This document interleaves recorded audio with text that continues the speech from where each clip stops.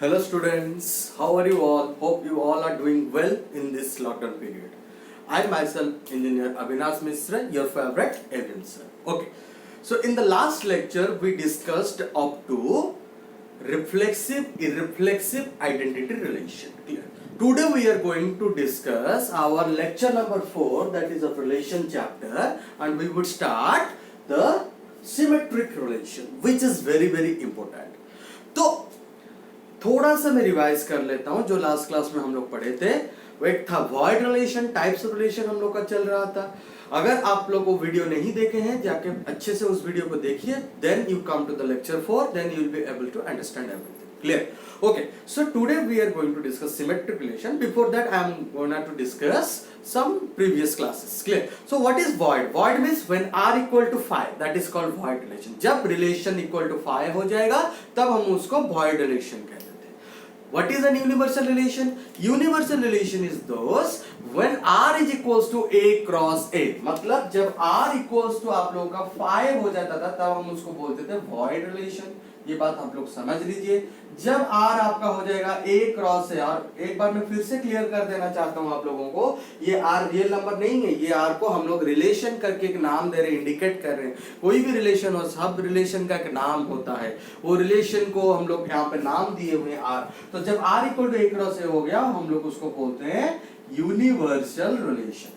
After then हम लोग पढ़े थे आइडेंटिटी। आइडेंटिटी में बोला था आप लोगों को कि ये सिर्फ खुद के बारे में बताता है। सिंपल, अगर सेट A में 1 2 3 है, then relation will be 1 1 2 2 3 3। No other elements, the only the diagonal element, only the diagonal element. Clear? Okay, उसके बाद आता था रिफ्लेक्सिव। तो रिफ्लेक्सिव क्या था? आइडेंटिटी का एडवांस वर्जन है। मतलब ये भी बोलता है पहले आइडेंटिटी को फॉलो करो, देन एक्स्ट्रा रिलेशन पॉसिबल। मतलब diagonal element must be present, उसके बाद नॉन डायगोनल एलिमेंट मे और may not be present. Diagonal क्या है, नॉन डायगोनल क्या है, लास्ट क्लास में मैं पूरा डिटेल्स में उसको एक्सप्लेन किया हूं, आप जाके वीडियो देख सकते हैं। क्लियर? सो रिफ्लेक्सिव है। फिर आया इररिफ्लेक्सिव। जो रिलेशन रिफ्लेक्सिव नहीं है उसको हम लोग इररिफ्लेक्सिव। ऐसा था क्या? नहीं। देखिए, एक रिलेशन रिफ्लेक्सिव भी नहीं हो सकता, इररिफ्लेक्सिव भी नहीं हो सकता है। क्लियर? क्यों? इररिफ्लेक्सिव बोलता है a, a does not belongs to r, a, a does not belongs to r। ये बोलता है a, a belongs to r। समझ में आ रहा है कि नहीं? क्लियर? तो a, a does not belongs to r means क्या है? मतलब डायगोनल एलिमेंट उसमें नहीं रहने वाला है। बाकी क्या रहता है कुछ मैटर नहीं करता है। समझ में आ रहा है कि नहीं? बाकी कुछ भी रह जाए, डजंट मैटर। क्लियर? लेकिन diagonal element never be allowed there. Clear? Is it? तो यही तक हम लोग डिस्कशन किए थे, एंट्रांस का कॉन्सेप्ट सारा डिस्कशन किए थे, नंबर ऑफ रिफ्लेक्सिव सारा कुछ डिस्कशन कर चुके हैं। आज हम लोग मूव करने वाले हैं to the next class, that is called symmetric relation. Clear? What does mean symmetric? मैं आप लोगों को बताया था रिफ्लेक्सिव क्या है। हम बैचलर थे, अभी हम लोग का क्या होगा? शादी हो जाएगा, मतलब वी विल बिकम 2। एक से हम लोग अभी 2 बन जाएंगे। मतलब रिफ्लेक्सिव सिर्फ एक के ऊपर में डिपेंड था, एक के ऊपर में। अभी सिमेट्रिक बोलता है दूसरा एलिमेंट को लाओ, एक एलिमेंट से काम नहीं होने वाला है। समझ में आ रहा है कि नहीं? दूसरा एलिमेंट को पार्टिसिपेट करना पड़ेगा। तो वो बोलता है अगर 1 इज रिलेटेड टू 2, अगर 1 रिलेटेड 2, मतलब ये आपको लिए गिवन रहता है। ये चीज आप याद रख लीजिए, बहुत ही इंपॉर्टेंट चीज में डिस्कशन कर रहा हूं। आपको ये गिवन रहेगा 1 related to 2, we have to prove 2 related to 1, this is to prove। इसको हम लोग को प्रूव करना है। अगर हम रिलेटेड कर दिए कि 2 एक के साथ रिलेशन करता है, तब हम लोग बोलेंगे ये एक सिमेट्रिक रिलेशन है, अदरवाइज नॉट। जैसे मैं आप लोग को पहले क्लास से बता के आ रहा हूं, let's learn relation from the Ramayana. Clear? Okay, तो देखिए दशरथ का फैमिली था, दशरथ का फैमिली था। दशरथ एक सेट है, सपोज उस सेट को मैं डी मानता हूं। क्लियर? ओके, दशरथ के सेट्स में 3 थे, सपोज 3 पुत्र थे उसके। एक थे राम, क्लियर, एक थे लक्ष्मण और एक थे भरत। मैं 3 लिया हूं, 4 थे, मैं 3 लिया हूं। आप चाहे तो उसको 4th भी ले सकते हैं, कोई दिक्कत नहीं। राम को मैं यहाँ पे सेट ए पकड़ता हूं, लक्ष्मण को सेट बी पकड़ लिया और भरत को सेट सी पकड़ लिया, मतलब सी। क्लियर? ये राम, लक्ष्मण, भरत सब स्मॉल ले लेते हैं, ये सब एलिमेंट है, कैपिटल नहीं लिख सकते। A, this is B, this is C. Clear? Okay, so अभी क्या है, दशरथ में डी है जो फैमिली है मेन। मतलब यहाँ पे अगर मैं राम नहीं, मतलब रिलेशन को एस्टेब्लिश करूंगा तो R is the subset of D cross D होता है। R is the subset of D cross. तो ये रिफ्लेक्सिव कब कहलाए? जब Ram will relate with Ram, तो A, A. Lakshman will relate with Lakshman and Bharat will relate with Bharat. Clear? So then this would be called what? Reflexive relation. Symmetric क्या बोलते हैं? अगर राम लक्ष्मण के साथ रिलेशन करता है तो लक्ष्मण भी राम के साथ रिलेशन करेगा. मैं बोलूंगा Ram is the brother of Lakshman.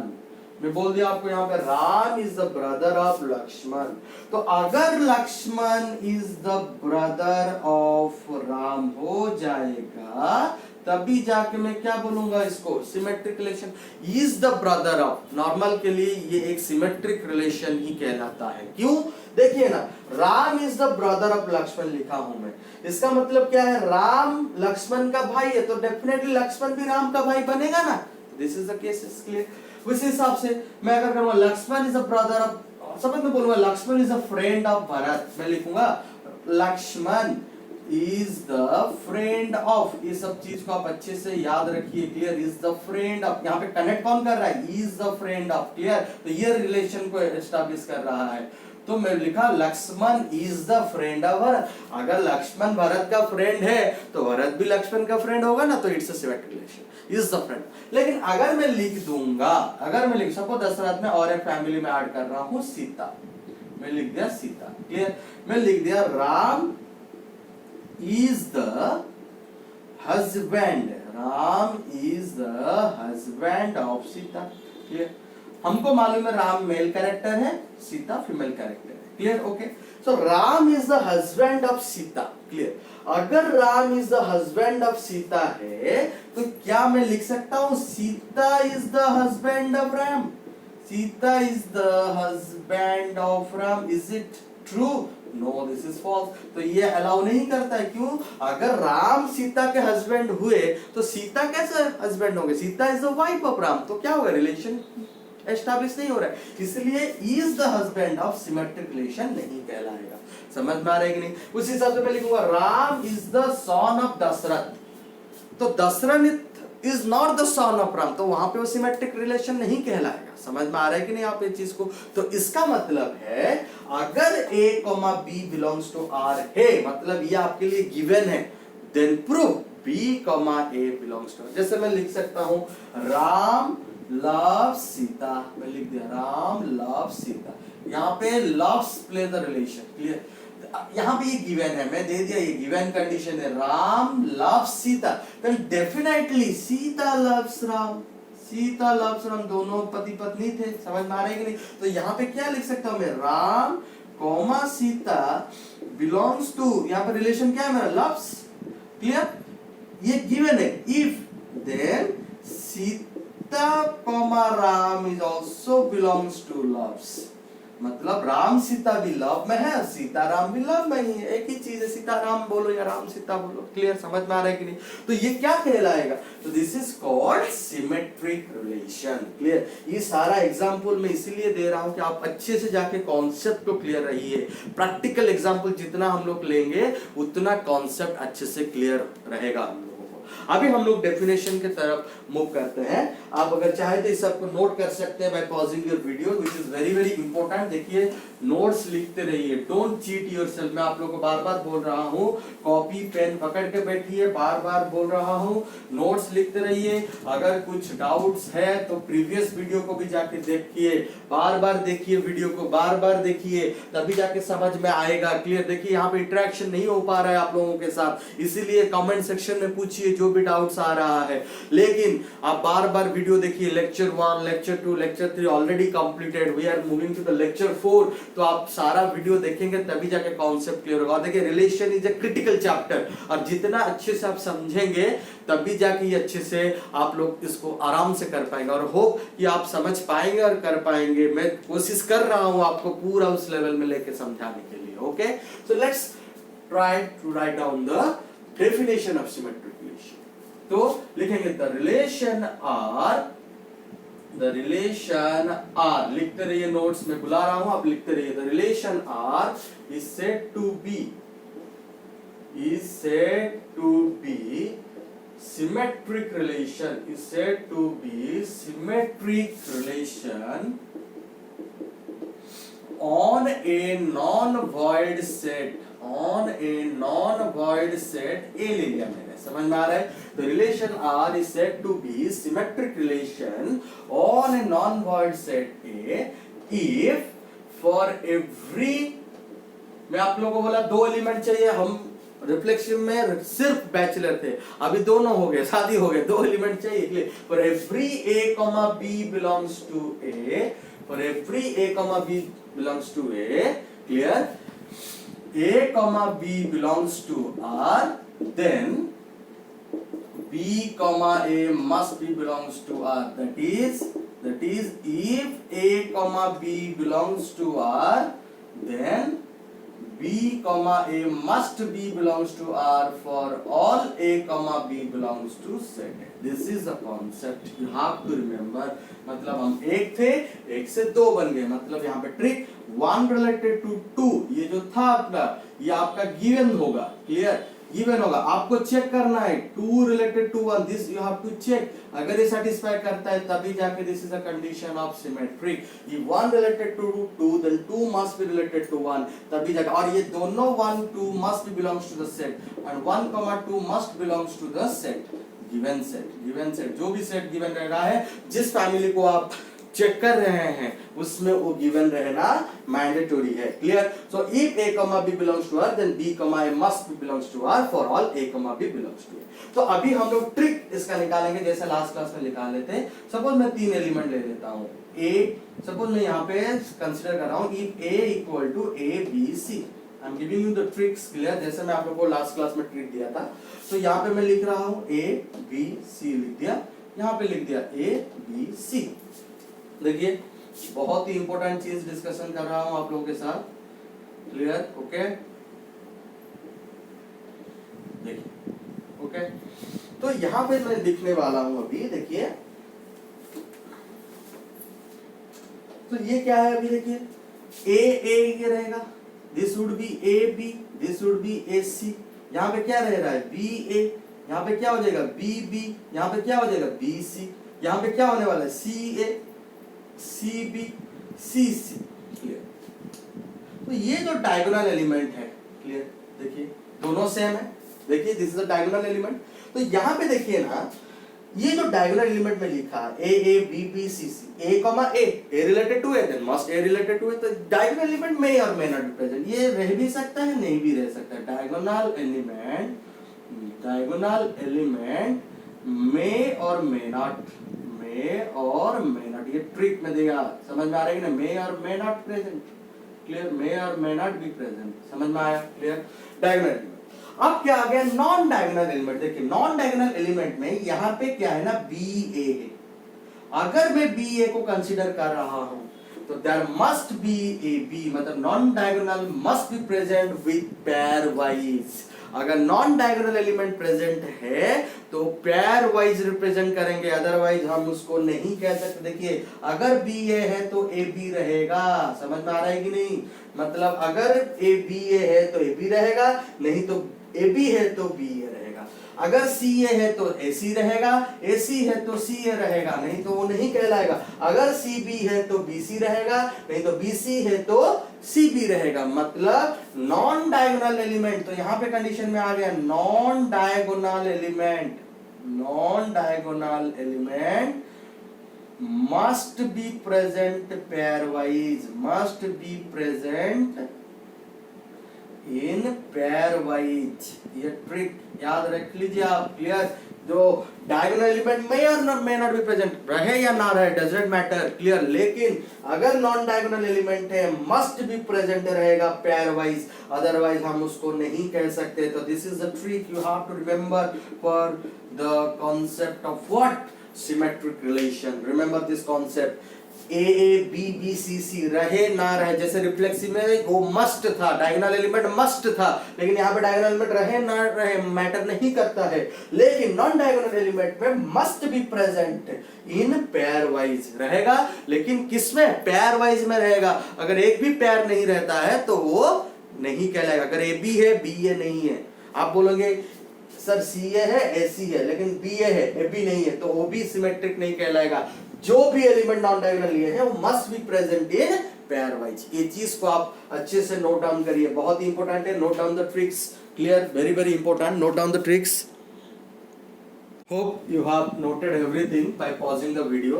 Next move to the example, clear, which is very very important। अच्छे से देखिए इसको, एग्जाम्पल को समझिए, मैं क्या बोल रहा हूं, अच्छे से मेरे वर्ड को पूरा डीपली सुनिए और अच्छे से इसको समझिए, क्लियर। पहले मैं यहाँ पे एक सेट्स लिया हूं, लेट a इक्वल टू 1 2 3। मैं आप लोगों के साथ अभी डिस्कशन किया राइट नाउ कि diagonal elements may or may not be present, non-diagonal element must present with pairwise, in pairwise में वो रहने वाला है। This is the trick you have to remember, clear, okay। So अभी देखना है 1 2 3 है, तो यहाँ पे जो मैं R1 लिखा हूँ, क्या लिखा हूँ, 1 1 2 2 3 3, मतलब ये क्या है, आइडेंटिटी रिलेशन है। देखिए सेट ए का 3 एलिमेंट है 1 2 3, और आइडेंटिटी रिलेशन कहलाता है कि अगर each and every element related with itself only, तो this is an identity relation. अच्छा देखिए ये आइडेंटिटी रिलेशन है, समझ में आ रहा है कि नहीं, आइडेंटिटी रिलेशन समझ में आया। तो ये रिफ्लेक्सिव है because we know every identity is an reflexive relation, clear.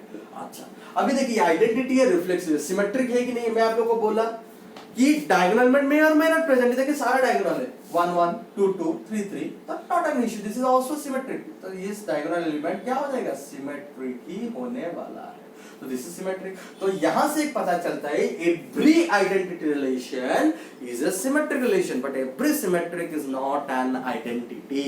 हम उसको नोट्स में लिखेंगे बाद में, तो ये चीज आप याद रख लीजिए, every identity is a symmetric but every symmetric is not an identity. अभी देखिए R2 में चलते हैं, 1 1 ये तो डायगोनल है, कोई दिक्कत नहीं है, और रहेगा 2 2 डायगोनल है, रहेगा 1 2 1 2 क्या है, नॉन डायगोनल है।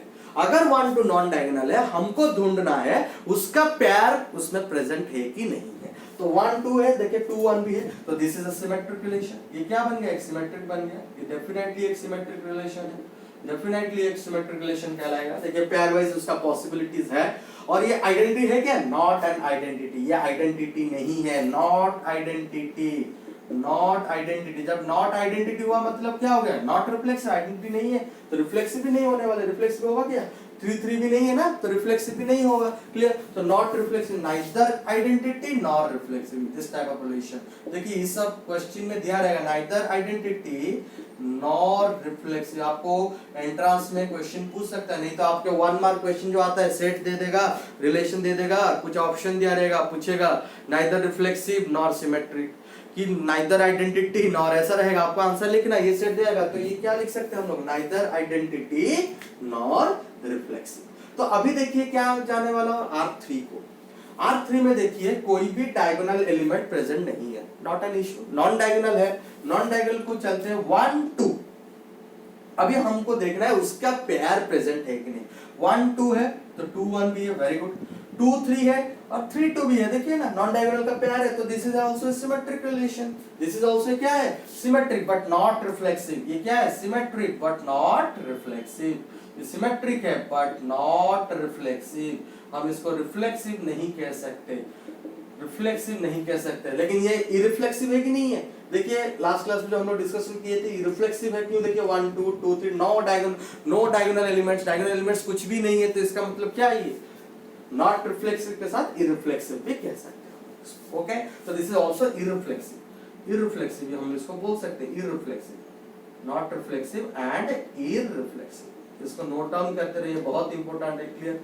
अभी देखिए R4 को मूव करता हूं मैं, R4 में क्या है, 1 2 2 1, वेरी गुड, पेयरवाइज है, 2 3 है उसका, नहीं है, 3 2 नहीं है उसमें, समझ में आ रहा है कि नहीं, 2 3 नॉन डायगोनल, लेकिन उसका 3 2 इज नॉट अवेलेबल, तो इसीलिए हम इसको सिमेट्रिक नहीं कह सकते। 3 1 है, 1 3 है, डजंट मैटर, लेकिन इसमें क्या हो गया, फेलियर हो गया ना, उसमें फेलियर हो गया, तो इसलिए हम लोग क्या बोलेंगे, नॉट सिमेट्रिक। और ये देखिए ना रिफ्लेक्सिव भी नहीं है, तो नाइदर रिफ्लेक्सिव नॉट सिमेट्रिक, ये क्या कहलाएगा, neither reflexive nor symmetric, neither reflexive nor symmetric. ये चीज को अच्छे से आप लोग नोट डाउन करिए, बहुत ही इंपॉर्टेंट चीज है।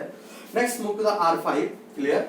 R5 क्या है, 1,2 1,2 सिर्फ एक ही है, नॉन डायगोनल है। 1 2 है मतलब 2 1 रहना मैंडेटरी है क्या? नहीं है, तो सिंपली नॉट। क्लियर? अगर आपको रीजन पूछेगा आप लोग लिख देंगे 1,2 is there but 2, that belongs to R5, that's why this is not a symmetric relation। यहाँ पे अगर पूछेगा why this is not symmetric, ये क्यों सिमेट्रिक है? 2,3 belongs to R4 but 3,2 does not, तो रीजन में लिख सकता हूँ यहाँ पे as 2,3 belongs to क्या? R4 but 3,2 does not belongs to R4, so not symmetric। समझ में आ रहा है कि नहीं? क्लियर? तो अभी आ गया R6 1 1। आप बोलोगे सर यहाँ पे तो 1 2 था, नहीं था, तो 1 1 है तो नहीं, मैं बोला हूं ना डायगोनल एलिमेंट में नॉट प्रेजेंट, तो ये रह भी सकता है, नहीं भी रहता। Diagonal 1 1 1 related to 1 then 1 related to 1 1 1 1 1 दो बार लिखो, एक बार लिखो, एक ही चीज होता है, तो कोई दिक्कत है। This is a symmetric relation. ये क्या हो जाएगा? ये एक सिमेट्रिक रिलेशन कहलाएगा। देखिए ये एक सिमेट्रिक है बट रिफ्लेक्सिव नहीं है, आइडेंटिटी नहीं है, इररिफ्लेक्सिव भी नहीं है। समझ में आ रहा है कि नहीं है? इररिफ्लेक्सिव भी नहीं है, इसीलिए देखिए ये रिफ्लेक्सिव भी नहीं है, इररिफ्लेक्सिव भी नहीं है। तो ये मत सोचना कि अगर एक रिलेशन रिफ्लेक्सिव नहीं है तो इररिफ्लेक्सिव है, ऐसा मत नहीं है। रिफ्लेक्सिव मतलब आइडेंटिटी का जो था diagonal element must present, irreflexive में diagonal element must not present, यही ही डिफरेंस होता है। लास्ट वीडियो में जाके आप चेक कर सकते हैं। Hope you have understood up to this. तो next move to the void relation. R7 = 5, ये क्या है? Void relation. अच्छा, रिफ्लेक्सिव में हम लोग देखे थे कि वॉइड रिलेशन एक रिफ्लेक्सिव रिलेशन नहीं था, वॉइड रिलेशन लेकिन एक इररिफ्लेक्सिव रिलेशन था। क्यों? वहां पे डायगोनल एलिमेंट प्रेजेंट नहीं था। किसमें? इसमें कुछ है क्या?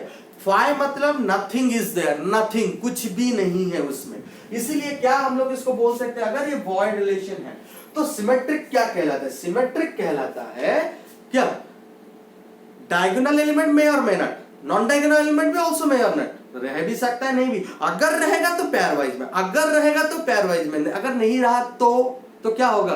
कुछ नहीं है तो नहीं है। तो हम लोग एक लॉजिक में, मैथमेटिकल रीजनिंग में एक कॉन्सेप्ट पढ़े थे, मैथमेटिकल रीजनिंग।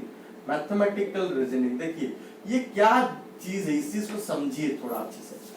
मैथमेटिकल रीजनिंग में जब हम लोग पढ़े थे, कॉन्सेप्ट क्या था हम लोगों का? हम लोग पढ़े थे यहाँ पे क्या कॉन्सेप्ट है? If a, b belongs to R then b, a belongs to R, ये होना चाहिए। तो ये if then वाला कॉन्सेप्ट क्या था? इम्प्लीकेशन। क्या था आपका? इम्प्लीकेशन का ट्रिक था। तो इम्प्लीकेशन क्या था? अगर P एक स्टेटमेंट है और Q एक स्टेटमेंट है तो P implies Q, उसका रिजल्ट क्या होने वाला है? P सपोज ट्रू है, Q भी ट्रू है, तो रिजल्ट भी ट्रू आता था। P ट्रू है, Q फॉल्स है, तो यहाँ पे फॉल्स हो जाता था। P फॉल्स है, Q ट्रू है, तो रिजल्ट क्या होता था? ट्रू होता था। अगर P भी फॉल्स है, Q भी फॉल्स है, लेकिन रिजल्ट अल्टीमेटली क्या होता है? टोटल। मैं ट्रिक आप लोग को दिया था 1011 वाला ट्रिक। ट्रू को हम लोग 1 पकड़ते हैं, फॉल्स को 0 पकड़ते हैं, तो TFTT। तो यहाँ पे क्या हो रहा है ना, देखिए ये जो TF था, तो यहाँ पे देखिए ये क्या है? फॉल्स है, नहीं है ना? A, B belongs to नहीं है, फॉल्स है। If false then false, ultimate result क्या दे रहा है? ट्रू दे रहा है कि नहीं दे रहा है? तो इसका मतलब क्या होगा? Every void relation is a symmetric relation। Every void relation is a symmetric relation। क्यों? यहाँ पे हम लोग assume कर दिए false को, first statement is false, then second statement is also false, and third statement ultimate result is what? Result is true. If false then false, this result always gives true. That's why void relation is a symmetric relation. So every void relation is a symmetric relation. Remember this. Clear? Now R8 में लिया हो A cross A. A cross is a universal relation. तो universal relation मतलब all diagonal and all non-diagonal element will be there। अगर सारा diagonal सारा non diagonal elements present है तो इसका मतलब क्या हुआ? सारा नॉन डायगोनल है मतलब every non diagonal element in pair wise format में आ गया, और डायगोनल से कुछ मैटर ही नहीं करता। तो that's why universal relation is also a symmetric relation. So every universal relation is a symmetric relation. Clear? Hope you have understood all the examples. देखिए मैं यहाँ पे 8 एग्जांपल दिया हूँ, 8 एक क्वेश्चन है, ये सारा एक क्वेश्चन है। आप वीडियो को पॉज करके नोट्स को लिखिए और अच्छे से समझिए। वीडियो को पॉज करके नोट्स को लिखिए, बोल रहा हूं मैं, बहुत इंपॉर्टेंट, और समझिए बार बार मैं क्या बोल रहा हूं, जल्दी इसको नोट डाउन करिए। Clear? Here I have written the notes, you must write down this one. Every identity relation, void relation and universal relation are symmetric relation। Clear? But not vice versa। सारा symmetric relation को हम identity नहीं बोल सकते, कि void नहीं बोल सकते, कि यूनिवर्सल नहीं बोल सकते, बट सारा आइडेंटिटी रिलेशन और सारा वॉइड रिलेशन और हमेशा यूनिवर्सल रिलेशन क्या कहलाएगा? सिमेट्रिक रिलेशन ही कहलाएगा। तो let's solve some practical examples, कुछ एग्जांपल्स करते हैं जैसे क्वेश्चन पूछ सकता है। Clear? So let's write down, let R be a relation, let R be a relation on a set of natural numbers, on a set of natural numbers n, be defined as, अच्छे से समझिए, ऐसा question सब पूछेगा आप लोगों को, be defined as R is equal to A comma B such that A plus B is divisible by A plus B is divisible by 3. A plus B is divisible by 3. समझ में आ रहा है कि नहीं? तो ये क्या है? गिवन है। फॉर ऑल यहाँ पे सबको दे दिया, for all A comma B belongs to natural number. For all A comma B natural. तो हमको इसको कैसे प्रूव? आपको क्वेश्चन देगा, is it reflexive, is it symmetric, आपको ऐसा क्वेश्चन पूछेगा। Clear? Is it reflexive, is it symmetric? अच्छा, अगर मैं यहाँ पे लिखूं, क्लियर, तो late R be relation on a set of n be defined as, यहाँ पे क्या है? A plus B is divisible by 3 में लिया हो, तो मैं अगर इसको रिफ्लेक्सिव के लिए प्रूव करूंगा, पहले हम लोग रिफ्लेक्सिव के लिए ट्राई करते हैं, फिर सिमेट्रिक के लिए चलेंगे। अगर मैं रिफ्लेक्सिव के लिए जाऊंगा, रिफ्लेक्सिव मतलब मैं बोला था मुझे कितना एलिमेंट चाहिए? एक ही एलिमेंट चाहिए, उससे ज्यादा नहीं चाहिए। तो I would take let A belongs to natural number.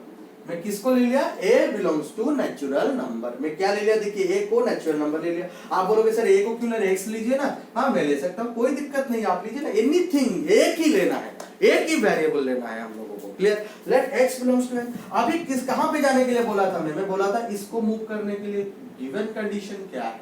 A plus B is divisible by 3। तो यहाँ पे A के जगह में भी क्या रहेगा? X रहेगा। B के जगह में भी क्या रहेगा? X रहेगा। अगर मैं लिखूंगा X plus X is divisible, मतलब मैं अगर लिखूंगा 2x, अगर मैं ले रहा हूं 2x, 3x plus x होने वाला है। 2x is divisible by 3, is divisible by 3. Is it true? No, never. 2x divisible by 3 कैसे होगा? नहीं हो सकता। और x यहाँ पे नेचुरल नंबर है आपका, देखिए ना। अगर मैं 2x 2 into 1 लिया, हमेशा सेटिस्फाई नहीं करेगा। देखिए 2 into 1, x के जगह में 1 लिया, 2 into 1, 2 is not divisible by 3। मैं x में 2 लूंगा, 2 into 2, 4 is not divisible by 3। अगर मैं 2 into 3 ले रहा हूँ 6, तो 3, 3 is possible, 3, 3 is possible, but यहाँ पे 1, 1 नहीं हो सकता, 2, 2 नहीं हो सकता। तो यहाँ पे क्या नेचुरल नंबर में तो 1 से लेकर लास्ट तक है, तो क्या होगा? ऑल डायगोनल एलिमेंट नहीं रह रहा है, तो ये रिफ्लेक्सिव नहीं कहलाएगा। सिंपल चीज है। तो लेट x, तो हम लोग लिख देंगे 2x is not divisible by 3, is not divisible by 3। ये divisible by 3 नहीं होने वाला है। समझ में आ रहा है कि नहीं? लेकिन हम इसको इररिफ्लेक्सिव भी नहीं बोल सकते, क्यों? देखिए 3, 3 आ रहा है ना, समझ में आ रहा है? तो x plus x is not divisible by 3। अगर x plus x not divisible by 3, तो x, x does not belongs to R। तो इसका मतलब क्या है? R is not reflexive, R is not reflexive। ये बात आप लोग समझिए। लेकिन अगर यहाँ पे होता, देखिए यहाँ पे अगर a plus b divisible by 2 देता, a plus b is divisible by 2 देता, तो देखिए बहुत इजी हो जाता। 2x is divisible by 2, आप x के में 1 लीजिए, तो हमेशा 2 से डिविजिबल हो जाएगा। 2x is an even number is always divisible by 2, every even number is always divisible by 2, but not divisible by 3। समझ में आ रहा है कि नहीं? तो यह तो रिफ्लेक्सिव नहीं रहा। अभी हम लोग का मुद्दा है to move to the symmetric. तो सिमेट्रिक क्या कहलाता है? सिमेट्रिक को कैसे प्रूव करेंगे? तो मैं आज आप लोगों को बोल चुका हूं कि रिफ्लेक्सिव का मतलब होता है हम में अकेला काफी, सिमेट्रिक मतलब हम दो, तो दोनों को लेंगे। तो let x, y belongs to the set, set क्या है मेरा? नेचुरल नंबर सेट है, जो सेट गिवन रहेगा। सच दैट, क्यों सच दैट लिखेंगे? देखिए यहाँ पे गिवन रहता है क्या? x, y belongs to R, मतलब ये गिवन कंडीशन है। मैं आप लोगों को बोल चुका हूं कि यहाँ पे हमेशा Ram loves Sita, that is given, we have to prove Sita loves Ram. अगर राम लव्स सीता गिवन है और हम लोग प्रूव कर देते सीता लव्स राम, तभी जाके इसको हम लोग सिमेट्रिक रिलेशन कहेंगे, अदरवाइज नहीं कह पाएंगे।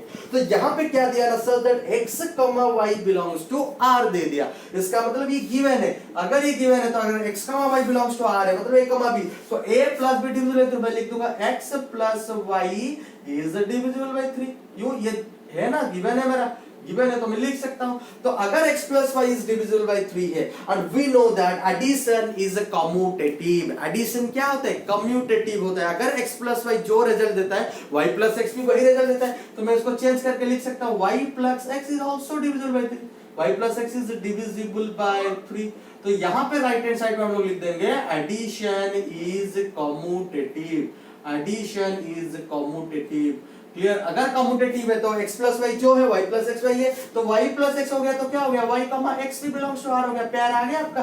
अगर y कमा x बिलोंग्स टू r हो गया तो क्या हम लोग लिख सकते हैं, r इज सिमेट्रिक, किसके ऊपर में, r is symmetric on n set of natural number. यहां पे भी लिख सकते हैं r is not reflexive on n set of natural number. समझ में आ रहा है। तो सिमेट्रिक कैसे प्रूव हुआ, सिमेट्रिक के लिए हमेशा दो एलिमेंट्स लेना और ये गिवन रखना such that x, y belongs to r, तो उसी accordingly we will move and solve it. Note down it by pausing the video, we will discuss another questions. Understood the last concept, move to the another example. Let r be a relation on set of integers z be defined as r equals to x comma y such that x minus y is divisible by 2 for all x comma y belongs to z. Okay. So इसी हिसाब से हम लोग both reflexive and symmetric दोनों के लिए check करेंगे। तो रिफ्लेक्सिव के लिए पहले मैं देखता हूं। तो रिफ्लेक्सिव के लिए मैं आप लोग को बोल चुका हूं कि हम लोग को सिर्फ एक ही एलिमेंट लेना है, तो मैं एक ही एलिमेंट लूंगा। लेट x बिलोंग्स टू किसको, सेट z लूंगा। तो यहाँ पे मुझे लेकिन गिवन नहीं है, सिर्फ गिवन है कि एलिमेंट बिलोंग्स करता है और मुझे रिलेशन पैदा करना है उसको। क्लियर, तो x माइनस वाई, तो y के जगह में भी x रिप्लेस हो जाएगा as we discussed earlier. Clear, तो y के जगह तो x माइनस x क्या होता है, 0, और 0 is divisible by any number, we know that. तो हम लोग यहाँ पे लिख सकते हैं we know 0 is divisible by किसका, 2 लिख सकता हूं। अगर 0 इज डिविजिबल बाय 2 तो मैं 0 की जगह लिख सकता हूं x minus x is divisible by 2। Shall I write और not, this is very very important. तो अगर x minus x divisible by 2 मेरा मुद्दा आ गया, तो मैं लिख दूंगा x x belongs to r। तो ये मेरा क्या हो गया, r is reflexive on z। तो यहाँ पे क्या हो गया, ये z के ऊपर में रिफ्लेक्सिव आ गया, so r is reflexive on z। तो next move to the symmetric. ये सब एक क्वेश्चन है, बहुत ही इंपॉर्टेंट है, अच्छे से समझिए इस चीज को। क्लियर, तो सिमेट्रिक रिलेशन क्या कहलाता है। सिमेट्रिक के लिए मुझे दो एलिमेंट चाहिए। क्लियर, तो I would take two elements और let x, y belongs to किसको, वही set of integers. Let x, y belongs to z। लेकिन यहां पे मैं लिखूंगा such that y I will write here because यहां पे गिवन है such that x, y belongs to r। मतलब ये बोलता है कि x is related to y, हमको प्रूव करना है y रिलेटेड टू x। अगर x, y belongs to r तो मैं लिख सकता हूं x minus y is divisible by 2, x minus y is divisible by 2। हमको प्रूव क्या करना है, हमको प्रूव करना है y minus x is divisible by 2 होता है कि नहीं होता है। अच्छा देखिए, अगर x minus y is divisible by 2 होता है तो हम इसको कैसे रिप्रेजेंट कर सकते हैं। x माइनस y, अगर देखिए कुछ भी नंबर है, मैं डिवाइड कर रहा हूं x माइनस y बाय 2, ये क्या कहलाएगा, m suppose for all m belongs to z। ये भी क्या होगा, m बिलोंग्स टू z होगा। समझ में आ रहा है कि नहीं, एनी इंटीजर। तो अगर यहाँ पे मैं क्या लिख सकता हूँ, तो x minus y equal to 2m लिख सकता हूँ कि नहीं लिख सकता हूँ, लिख सकता हूँ। अगर x माइनस वाई मेरा 2m हो गया, तो मैं यहाँ पे सपोज माइनस साइन कॉमन ले लिया, तो मेरा क्या बन जाएगा, y minus x equal to 2m। ये 2 चेंजेस नहीं होने वाले, लेकिन मैं y minus x equal to 2 into minus m लिख सकता हूँ कि नहीं। अगर m बिलोंग्स टू z है तो for all m minus m is also belongs to z और नॉट, डजंट मैटर। तो y minus x is also divisible by 2। समझ में आ रहा है। तो कुछ भी रिजल्ट है, नेगेटिव में आया पॉजिटिव में आया, रिजल्ट तो हमेशा डिविजिबल ही हो रहा है। तो मैं अगर इसको लिख रहा हूं तो मैं लिख सकता हूं x minus y equal to 2m for all m belongs to any integer, for all m belongs to any integer. अगर मेरा x माइनस y 2m हो गया, तो मैं लिख सकता हूं minus of y minus x is also equals to 2m। Clear, तो मैं अभी लिख सकता हूं y minus x is equals to, आप बोलोगे सर माइनस 2m क्यों नहीं लिखते। अगर मैं माइनस 2 लिख दूंगा तो मेरा सेंटेंस गड़बड़ हो जाएगा, क्योंकि डिविजिबल बाय 2 पूछा है, डिविजिबल बाय माइनस 2 नहीं पूछा है। लेकिन result can be anything, plus में आ सकता है, नेगेटिव में आ सकता है। तो 2 रिमेंस विल बी देयर और m के जगह में मैं लिख दूंगा minus m। Is there any problem, not. अगर m बिलोंग्स टू z है तो माइनस m भी बिलोंग्स टू z होगा कि नहीं। अगर 1 बिलोंग्स टू इंटीजर तो minus 1 is also belongs to integer, doesn't matter. तो y माइनस x, तो मैं भी लिख दूंगा y minus x is divisible by 2, लिख दिया मैंने। Is divisible by 2, very simple, कुछ नहीं है, थोड़ा सा लॉजिक लगाना है और कुछ नहीं है। तो यहाँ पे क्या हो गया, y, x belongs to r, अगर y, x belongs to r हो गया तो r is symmetric, r is क्या बन गया, सिमेट्रिक ऑन किसके ऊपर में, z के ऊपर में, तो r is symmetric on z। Hope you have understood the concept, please note it down carefully. Move to the next question or next example. Let R be a relation on a set of straight lines L. Straight lines L, यहाँ पे straight line का set दिया है L, be defined as R equal to L1, L2, जैसे A, B, X, Y लिखते थे, यहाँ पे L1, L2 लिखे हैं, such that L1 is perpendicular to L2. तो यहाँ पे relation दे दिया है L1 is perpendicular to L2 for all L1, L2 belongs to set L. So let's start with the reflexive relation. तो रिफ्लेक्सिव के लिए मुझे एक ही एलिमेंट चाहिए, तो मैं एक ही एलिमेंट को लूंगा, तो एक एलिमेंट लूंगा तो लेट मैं ले लिया L belongs to capital L, small l belongs to capital L। But अगर एक लाइन है, एक लाइन है, every line is not perpendicular to itself, कभी भी परपेंडिकुलर हो सकता है कि मैं यहां पे खड़ा हूं, सब देखिए ये लाइन है, ये line, this line is parallel to itself, अगर देखिए ये दोनों मिल गए, सपोज ये एक लाइन है, देखिए समझिए इस चीज को, लाइन का कॉन्सेप्ट, ये लाइन है, समझ में आ रहा है, मैं ऐसे ऐसे सपोज इसको ब्रेक कर रहा था, देखिए this line is parallel to this और नॉट, लेकिन ये लाइन इसको परपेंडिकुलर कैसे होगा, is that possible, every line is not perpendicular to itself but every line is parallel to itself, ये चीज को आप याद रखिए। तो यहाँ पे अगर सिर्फ एक ही एलिमेंट ले रहा हूँ, ये तो खुद को परपेंडिकुलर नहीं, परपेंडिकुलर कब कहलाता है, जब ये इसको परपेंडिकुलर होगा, समझ में आ रही है। तो हम लोग लिख सकते हैं we know every line is not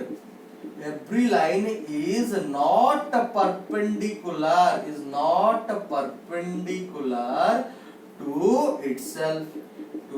itself, so क्या हो जाएगा, L does not perpendicular to L, हम लोग ऐसे लिख सकते हैं, तो इसका मतलब क्या होगा, L, L does not belongs to R, तो इसका मतलब क्या हो गया, R is not reflexive, R is not reflexive, समझ में आ रहा है कि नहीं, तो ये कभी भी रिफ्लेक्सिव नहीं कहलाएगा, समझ में आ रहा है कि नहीं, ये एक इररिफ्लेक्सिव हो सकता है, क्यों, L, L कभी भी नहीं रहेगा, L1, L1, L2, L2, L3, L3, L4, L4 कभी भी नहीं रहेगा, इसका मतलब क्या है, ये एक इररिफ्लेक्सिव रिलेशन है बट रिफ्लेक्सिव नहीं है। तो let's move to the symmetric. तो सिमेट्रिक के लिए क्या है, हम लोग के पास दो कंडीशन लेंगे हम, तो दो मतलब टू एलिमेंट्स भी आपको कंसीडर, तो मैं लूंगा late L1, L2 belongs to set है हमेशा, such that यहाँ पे given रहता है, तो such that L1, L2 belongs to, मैं क्या लिखूंगा, R को लिखूंगा, अगर L1, L2 belongs to R तो L1 is perpendicular to L2, देखिए सपोज यहाँ पे सोचिए, अगर ये सपोज L1 है और ये L2 है, और L1 is perpendicular to L2, ये मेरा L1 है, ये मेरा L2 है, परपेंडिकुलर है, मैं इसको घुमा दिया, देखिए घुमा दिया, समझ ऐसा कर दिया, क्लियर, ऐसा ऐसा ऐसा, तो देखिए L2, ये L2 is also perpendicular to L1 और नॉट, देखिए ये L1 था, L1, ये L1 है, अच्छे से देखिए ये L2 है, L1 is perpendicular to L2, अभी देखिए ऐसे ऐसे देखते हैं, ये वही तो L1 है, ये L2 है, देखिए दिस इज ऐसे जाए या ऐसे जाए, एक ही चीज से होता है कि नहीं होता है, तो दिस इज आल्सो परपेंडिकुलर और नॉट, सो अगर एक लाइन अदर लाइन को परपेंडिकुलर है तो वो लाइन भी अदर लाइन को क्या होगा, परपेंडिकुलर होगा, तो ये L1 is perpendicular to L2, then L2 must be perpendicular to L1, अगर L2 perpendicular to L1 हो गया तो हम लोग लिख सकते हैं L2, L1 belongs to R, तो अगर ये हो गया तो हम लोग लिखेंगे R is symmetric, R is symmetric on किसका ऊपर में, set of L, is it? Hope you have understood, please note it down by pausing the video. Hope you understood all the concept we discussed so far, clear? Let's move to the very important concept, how to find the total number of symmetric relation. How to find the total number of symmetric relation. जैसे last class में हम लोग पढ़े थे total number of reflexive, total number of irreflexive, अभी हम लोग निकालने वाले हैं total number of symmetric. This are very very important for entrance point of view in JEE Mains and JEE Advance, questions are asking, clear, okay. So m and m square minus m, ये देखिए mod of a m number है, सब set ए में m number of element है, तो cardinality of a cross ए कितना हो जाएगा, m स्क्वायर हो जाएगा, तो डायगोनल ऑर्डर्ड पेयर्स कितना रहेगा, m ordered pairs, and non diagonal ordered pairs m square minus m। अब इस चीज को समझ लीजिए जो ऑलरेडी मैं आप लोगों को बता चुका था, a b c, यार यहाँ पे a b c था, तो ये a a b a c, ये क्या हो जाएगा b a b b b c, ये क्या हो सकता है c a c b सी सी, ये क्या था आपका डायगोनल था। और बाकी जो है तो सिमेट्रिक क्या कहलाता है, सिमेट्रिक कहलाता है कि हमेशा नॉन डायगोनल एलिमेंट क्या रहेंगे, पेयरवाइज रहने वाला। अगर सी ए है तो ए सी बी रहेगा, समझ में आ रहा है कि नहीं। अगर सी बी है तो बी सी बी रहेगा, अदरवाइज नहीं हो सकता।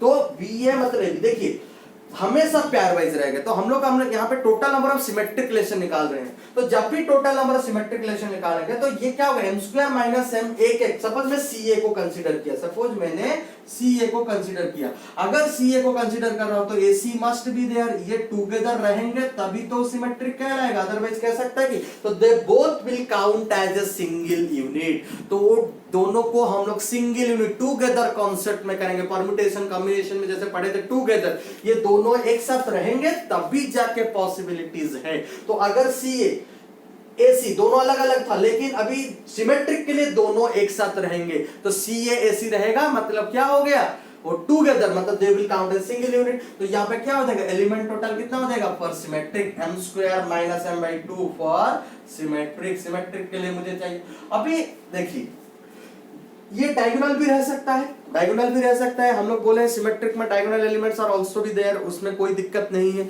तो सारा डायगोनल रह सकता है, ए बी बी सी सी, तो ये जितना है रह भी सकता है, नहीं भी रह सकता है। तो दो ऑप्शन आ रहे हैं, तो सिंपली इसलिए यहाँ पर टोटल नंबर कितना हो जाएगा, 2 टू द पावर m हो जाएगा। दिस इज टोटल आ गया कितना, 2 टू द पावर m। तो यहाँ पे अभी हम लोग जाएंगे m square minus m by 2। यहाँ पे अगर मैं देख रहा हूँ, देखिए यहाँ पे ये रह भी सकता है ट्रू, एसी भी रह सकता है, ये रह सकता है, ये नहीं रह सकता है, ये नहीं रहेगा, ये रह सकता है, ये नहीं रहेगा, ये भी नहीं रहेगा। और सिमेट्रिक तभी होगा जब दोनों रहेंगे या दोनों नहीं रहेंगे। ऑलरेडी डिस्कशन कर चुके हैं हम लोग, वॉइड हो सकता है और जब टुगेदर पेयरवाइज रहेंगे तभी होगा। लेकिन ये रहेगा ये नहीं रहेगा तब सिमेट्रिक नहीं कहलाएगा, ये रहेगा ये नहीं रहेगा तभी भी ये सिमेट्रिक नहीं कहलाएगा। इसका मतलब क्या हो गया, हम लोग के पास दो ऑप्शन अवेलेबल हुआ, इधर दोनों रहेंगे इधर नहीं रहेंगे। क्लियर, वही चीज है। तो यहाँ पे भी टोटल नंबर कितना हो जाएगा, 2 to the power m square minus m by 2 हो जाएगा। समझ में आ रहा है कि नहीं। तो लेकिन ये दोनों क्या करेंगे, टुगेदर ऑपरेट करेंगे, टुगेदर होंगे। सिर्फ इसको लेने से क्या मेरा सिमेट्रिक आ जाता है, नहीं आता है। कि सिर्फ इसको लेने से क्या आ जाएगा, नहीं आएगा। तो अभी टोटल नंबर निकालेंगे। So total number of symmetric relation क्या हो जाएगा ना, total number of symmetric relation, total number of symmetric relation is equal to 2 to the power m into 2 to the power m square minus m by 2। क्यों, इसको लेने से ये complete नहीं हो रहा है। तो whenever our operation is not complete after applying first operation, we always use the rule of multiplication. That's why 2 to the power m into 2 to the power m square minus, दोनों का base same है तो मैं इसको लिख सकता हूं 2 to the power, ऐसा अगर करूंगा तो कैसे हो जाएगा ये 2 to the power m into 2 to the power m square minus, तो दोनों का ये ऐड हो जाएगा तो 2 to the power m plus m square minus m by 2। तो ये कितना हो जाएगा 2 to the power 2m plus m square minus m। तो सिंपली अगर हम लोग इसको लिखेंगे 2 to the power 2m minus m plus m हो जाएगा, तो 2 to the power m square plus m by 2। तो दिस इज अ कॉन्सेप्ट। तो we got 2 to the power m whole into m plus 1 by 2। This is the concept of symmetric relation or total number of symmetric relation। इसीलिए for example अगर मैं लेता हूं if set A is equal to 1 2 3 4, then the total number of reflexive relation कितना होगा, then the total number of reflexive हम लोग पढ़ चुके हैं already, then the total number of, पहले सिमेट्रिक निकाल देते हैं, then the total number of symmetric relation, then the total number of symmetric relation is equal to कितना होने वाला है 2 to the power m whole into m plus 1 by 2। और यहाँ पे m कितना है हमारा, m4 है, तो 2 to the power 4 into 4 plus 1 5 by 2। तो सिंपली 2 to 2 कैंसिल, तो 2 to the power कितना का 5 2 10, तो 2 to the power 10। तो total number of symmetric relation 2 to the power 10 बन सकता है। बहुत ही इंपॉर्टेंट है, नोट डाउन कर लीजिए इसको by pausing the video. Very very important concept. Hope you have understood the concept. Clear. So अगर यहाँ पे हम लोग total number of reflexive relation निकालेंगे, तो total number of reflexive relation तो कितना होने वाला है टोटल, और रिफ्लेक्स रिलेशन का मैं फॉर्मूला दिया था क्लास में 2 to the power m square minus m। क्या हुआ था यहाँ पे m था और m स्क्वायर, यहाँ पे डिवाइडेड बाय 2 कर रहे हैं बिकॉज़ पेयर वाइज ले रहे हैं, वहां पे पेयर वाइज का कोई जरूरत नहीं था, एक रहने से भी चल जाता, सिर्फ सी रहे या ऐसी रहे कोई दिक्कत नहीं है, क्लियर रह सकता था। तो 2 to the power m square minus m, क्यों ये तो हमेशा एक ही कहलाएगा ना, 2 टू द पावर m, ये तो रहना मैंडेटरी था तो एक ही था अरेंजमेंट। उसके बाद 2 to the power m minus 1, तो 2 to the power m square m4, तो 4 स्क्वायर माइनस 4, तो 2 to the power 16 minus 4, that is 2 to the power 12 reflexive relation was be there, clear, okay, वहां पे 2 raised to the power 12 will be the total number of reflexive relation. Hope you have understood the concept clear of symmetric relation which is very very important। देखो हम लोग अब तक types of relation का पढ़ चुके हैं, void relation, universal relation, identity relation, reflexive, irreflexive, then symmetric, clear, hope you have understood each and every concept what I taught to you, clear, और अच्छे से समझिए। देखिए रिलेशन एक ऐसा चैप्टर है, अगर हम लोग उसको अच्छे से समझ लिए बहुत ही मजेदार चैप्टर है, मजा आने वाला है, क्लियर, और फंक्शन भी बहुत इजीली आप लोग समझ पाएंगे, बहुत ही इंपॉर्टेंट चैप्टर है ये, क्लियर। और नेक्स्ट क्लास हम लोग शुरू करेंगे anti symmetric relation, asymmetric relation and transitive relation which is very very important. वो सब कंप्लीट होने के बाद हम लोग फिर equivalence relation, equivalence class, partial order relation, clear, पूरा डिटेल्स में स्टडी कर सकते हैं, clear. Hope you have enjoyed the class, clear. Thank you very much for watching the video. But मेरा आप लोगों को एक रिक्वेस्ट है, बार बार वीडियो को देखिए, नोट्स लिखिए, अगर कुछ डाउट है तो कमेंट सेक्शन में पूछिए, और please like the video, clear, if you really liked it. Thank you very much for watching me, thank you.